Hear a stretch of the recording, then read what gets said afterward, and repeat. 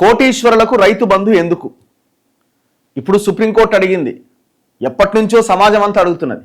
ఇప్పటి నుంచి కాదు, రైతు బంధు ఎప్పుడైతే స్టార్ట్ అయిందో కొండలు గుట్టలకి, రియల్ ఎస్టేట్ వెంచర్లకి, ఆల్రెడీ భూములు సేకరించిన తర్వాత కూడా సేకరించిన భూములకి ప్రభుత్వం వాడుకుంటున్న తర్వాత కూడా ఔటర్ రింగ్ రోడ్ లాంటి వాటికి కూడా రైతు బంధులు పోయిన పరిస్థితి ఉన్నది.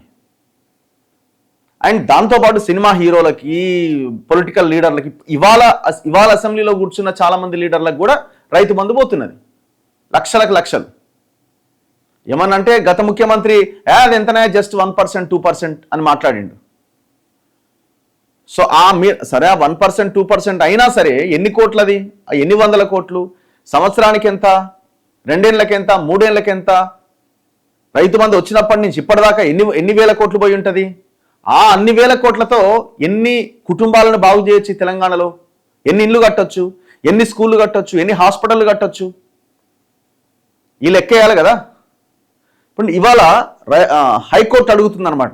సుప్రీంకోర్టు అన్న ఇందాక హైకోర్టు అడుగుతున్నది. ఏమని? కోటీశ్వరులకు రైతు బంధు ఎందుకు ఇస్తున్నారు? లగ్జరీ బైకులు వాడే వారికి రియంబర్స్మెంట్ ఎందుకు ఇస్తున్నారు? Not only reimbursement, not only Rythu Bandhu, ఏ పథకమైనా సరే. ఇప్పుడు మహిళలందరికీ ఉచిత బస్సు అని పెట్టిండు. ఎందుకు? పైసలున్న మహిళలకు ఎందుకు? పైసలున్న మహిళలకి, బాగా లగ్జరీగా ఉన్న మహిళలకు ఎందుకు? ఇక్కడ ఏమి కట్ ఆఫ్ లేదు కదా. ప్రతి మహిళ బస్సు ఎక్కొచ్చి వెళ్ళిపోవచ్చు. దేనికి అట్లా? దానికి ఒక కట్ ఆఫ్ ఉండాలి కదా. పేదలకి పెట్టాలి, పేద ప్రజలకి పెట్టాలి. కనీసం 3 పూటల తిండికి కూడా నోచుకొని నిరుపేదలకి ఇంకా అవసరమైతే డబ్బులు ఇవ్వాలి, ఇంకా ఎక్కువ ఇవ్వాలి. అట్లెందుకు ఆలోచించవు? దాన్ని ఎందుకు అట్లా స్ట్రీమ్ లైన్ చేయ ప్రభుత్వాలు? ఇక్కడ ఓట్ల రాజకీయం ఉంటుంది. ఉచిత పథకాలతో త్వరలో ప్రమాదకరమైన పరిస్థితులు రాబోతున్నాయి. రాష్ట్ర జనాభాకు మించి తెల్ల రేషన్ కార్డులు ఉన్నాయి. ఇది కూడా వాస్తవమే. ఇప్పుడు ఇవాళ జనాభా ఎంతుందో అంత జనాభాకి తెల్ల రేషన్ కార్డులు ఉన్నాయి.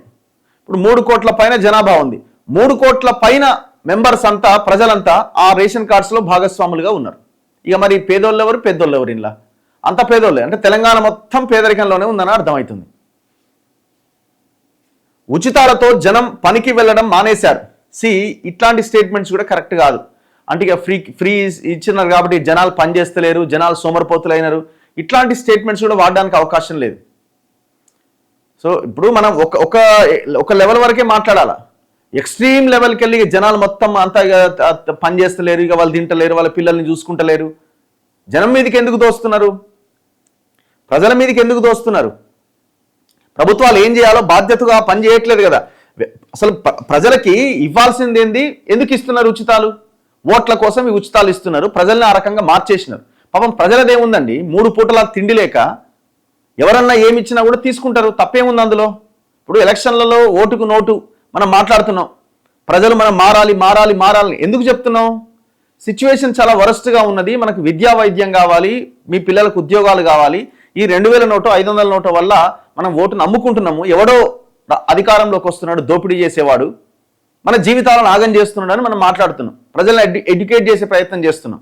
అదే సందర్భంలో ప్రజలు, పేదలు ఎందుకు తీసుకుంటున్నారు ఆ డబ్బులు? ఆ సమయానికి వాళ్ళకి కనీసం తినడానికి కూడా తిండి లేనప్పుడు ఏం చేస్తారు? సో ఈ సిచ్యువేషన్ని తీసుకొచ్చింది ఈ పార్టీలు, రాజకీయ నాయకులు, ఈ ప్రభుత్వాలే. సో ప్రజలు నిస్సహాయులైపోతున్నారు ఆ సమయానికి. వ్యవసాయ కూలీలు దొరక్క రైతులు ఏడుస్తున్నారు. ఖజానాలో డబ్బు లేకపోతే అధికారి ఏం చేస్తారు? రాష్ట్ర ప్రభుత్వానికి హైకోర్టు చురకలు. ధిక్కరణ కేసులో సందీప్ సుల్తానియా కోర్టుకు హాజరైందట.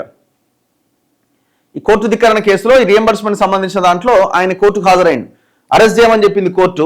ప్రతి వాయిదాకి నువ్వు ఆయన అటెండ్ కావాలని కూడా చెప్పింది. సో నిన్న అటెండ్ అయింది. ఉచిత పథకాలతో త్వరలో రాష్ట్రంలో చాలా ప్రమాదకర పరిస్థితులు ఏర్పడబోతున్నాయని హైకోర్టు ఆందోళన వ్యక్తం చేసింది. కోటీశ్వరులకు రైతు బంధు, లగ్జరీ బైకులపైన తిరిగే వారికి ఫీజు రియంబర్స్మెంట్ ఎందుకని జస్టిస్ నగేష్ భీమపాక వ్యాఖ్యానించారు. మేమేమంటున్నామంటే కోర్టులు ఇవన్నీ ఎందుకు ఇస్తున్నారు? విద్యా వైద్యం ఎందుకు ఇస్తలేరని కోర్టు కూడా క్వశ్చన్ చేయాలా. సుమోటో కింద కేసులు తీసుకొని తెలంగాణలో ఉన్న విద్యా వ్యవస్థ మీద ఒక రిపోర్ట్ సబ్మిట్ చేయండి అని అడగాల. తెలంగాణలో ప్రజలకు అందుతున్న వైద్యం మీద ఒక రిపోర్ట్ సబ్మిట్ చేయండి అని అడగాల. మీ కోర్టులకు కూడా బాధ్యత ఉన్నది. ఇదే కోర్టులు మేము ఒక యశోద అనే హాస్పిటల్, ఎక్కడది? సికింద్రాబాద్ యశోదలో నేను ఇదే కోర్టులకే చెప్తున్నా. మేము అక్కడికి వెళ్ళి ఒక చనిపోయిన పేషెంట్కి ట్రీట్మెంట్ చేసి డబ్బులు వసూలు చేసిండు వాడు. డెంగ్యూ వచ్చిన ఒక పేషెంట్కి కోదాడకు చెందిన రమ్య అనే ఒక అమ్మాయి, పాపం మంచి భవిష్యత్తున్న ఒక అమ్మాయి డెంగ్యూతో జాయిన్ అయితే 2 రోజులకు 6 లక్షల రూపాయలు వసూలు చేసిండు వాడు. దీన్ని మేము క్వశ్చన్ చేస్తే అదే హాస్పిటల్ యాజమాన్యం కోర్టుకు వెళ్తే కోర్టు ఏమన్నా తెలుసా, నువ్వు ఎప్పటికీ యశోద గురించి మాట్లాడదని ఆర్డర్ ఇచ్చింది. అయినా కూడా మేము మాట్లాడడం స్టార్ట్ చేసినాం, మేము ఎక్కడ ఆపలే. తీసుకపోండి, కంటెంప్ట్ వేసుకుంటారా, ఇంకేం వేసుకుంటారా అని. మరి ఇట్లాంటి విషయాలు వచ్చినప్పుడు కోర్టు ఎట్లా వ్యవహరించాలా? ఇట్లాంటి విషయాలు వచ్చినప్పుడు, ఇట్లాంటి ఇష్యూస్ వచ్చినప్పుడు కోర్టు ఏ రకంగా వ్యవహరించాలా? మీరు యాజమాన్యం పక్షాన నిలబడ్డారు ఆ రోజున. మీరు మీరు మీరు అప్పీల్ చేసుకోవచ్చు కదా అంటే ఎట్లా? ఎవరిని అడ్వకేట్ని పెట్టుకోవాలి? ఎక్కడ డబ్బులు ఖర్చు? అయినా కూడా అప్పీల్ చేసినాం. తర్వాత ఏమైంది? అది బెంచ్ మీదకి రాదు. ఆ కేసు ఏమైందో కూడా తెలియదు. ఎంతకని మనం ఫాలోఅప్ చేస్తాం? ప్రతి వాయిదాకి మనం డబ్బులు ఇవ్వాల్సిందే. అడ్వకేట్ పిటిషన్ వేస్తే డబ్బులు ఇవ్వాల్సిందే. ఆయనది కూడా జీవితమే కదా, ఆయన కూడా ఎక్స్పెక్ట్ చేస్తాడు కదా. ఎక్కడి నుంచి తెచ్చిపెట్టాలా? సింపుల్గా అనేస్తారు. మీరు కౌంటర్ వేయచ్చు, మీరు ఇంకోటి వేయచ్చు, ఇంకో పిటిషన్ వేయచ్చు. కోర్టులకు వెళ్ళడం అంటే ఎట్లా అయిపోయిందంటే ఇవాళ రేపు డబ్బులు లేని అసలు కనీసం పిటిషన్ కూడా వేయలేం. అంత దారుణంగా ఉన్న పరిస్థితి. అంటే మీరు ఎటువైపు ఉన్నారో కూడా దయచేసి ఒక్కసారి ఇది చేయాల్సిన అవసరం, ఆలోచించాల్సిన అవసరం ఉన్నది. స్టాంప్ డ్యూటీ పైన కంటోన్మెంట్ బోర్డు నుంచి వసూలు చేసిన సర్ఛార్జీని తిరిగి చెల్లించేలా ఆదేశాలు జారీ చేయాలని కోరుతూ కంటోన్మెంట్ బోర్డు మెంబర్గా వ్యవహరించిన జె రామకృష్ణ హైకోర్టులో పిటిషన్ దాఖలు చేసింది. ఈ పిటిషన్ పైన ఇటీవల విచారణ చేపట్టిన హైకోర్టు సర్ఛార్జీ తిరిగి చెల్లించాలని ప్రభుత్వాన్ని ఆదేశించింది. కోర్టు ఆదేశాలు అమలు చేయకపోవడంతో పిటిషనర్ జె రామకృష్ణ హైకోర్టులో కంటెంప్ట్ వేసింది.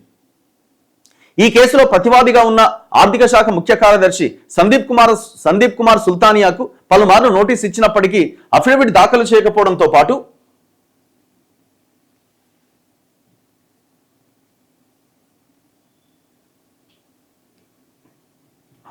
అఫిడవిట్ దాఖలు చేయకపోవడంతో పాటు ప్రత్యక్ష హాజరు నుంచి మినహాయింపు కోరకుండానే గైర్హాజరు కావడం పైన హైకోర్టు ఆగ్రహం వ్యక్తం చేసింది. ఆయన పైన కొద్ది రోజుల క్రితం బెయిలబుల్ వారెంట్ జారీ చేసింది. వారెంట్ అమలు చేయాలని హైదరాబాద్ పోలీస్ కమిషనర్ కు ఆదేశాలు ఇచ్చింది. 5,000 విలువకు వ్యక్తిగత బాండ్ ఇస్తేనే బెయిల్ ఇవ్వాలని పేర్కొన్నది. కోర్టుకు హాజరవుతానన్న హామీతో పూచీకత్తు తీసుకొని హైదరాబాద్ పోలీస్ కమిషనర్ సజ్జనార్, ఆర్థిక శాఖ ముఖ్య కార్యదర్శి సందీప్ కుమార్ సుల్తానియాకు బెయిల్ మంజూరు చేశారు. ఈ నేపథ్యంలో శుక్రవారం ఉదయం 10:30కి సుల్తానియా జస్టిస్ నగేష్ భీమపాక ధర్మాసనం ముందు హాజరయ్యారు.